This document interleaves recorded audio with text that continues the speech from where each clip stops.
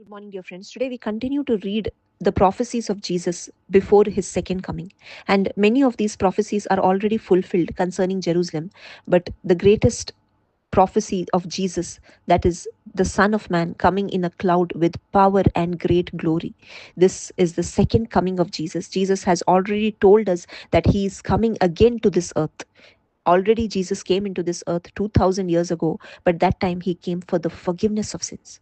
But the second coming of Christ to this earth is not for forgiveness of sins, it is for judgment. And Jesus is coming to take all those who are eagerly waiting for him, all those who have lived their life in the hope of eternal life, all those who have lived a life pleasing to him, who have trusted him, who have been with him, who have tried to live a holy life. Jesus is coming to take them.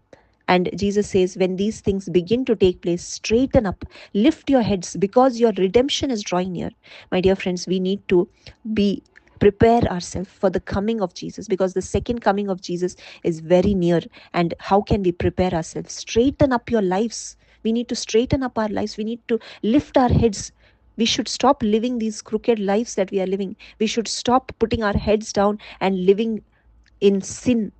We need to examine our lives today. We need to examine our thoughts, our words, our behaviors, our attitudes. And if we have been living crooked lives, living sinful lives, living in the pleasures of this world, living in adultery, living in anger, bitterness, hating one another, then we need to straighten up our lives, because the second coming of Jesus is near. We need to spiritually prepare ourselves. And how can we prepare ourselves? We need to listen to the gospel. We need to truly understand how much Jesus loved us. He loved us so much that he sacrificed his life for us. And that's why he says that love one another just as I have loved you.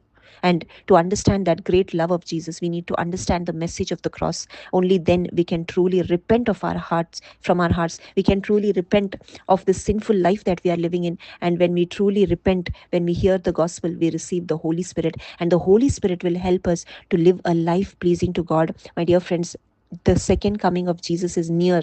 And let us prepare ourselves spiritually for the coming of Jesus. Let us live in that hope of eternal life. Let us believe that Jesus is coming, because many of us still don't know that there is a second coming. We proclaim this. This is the mystery of our faith, that Christ has died, Christ is risen, and Christ will come again. And that coming is very, very near.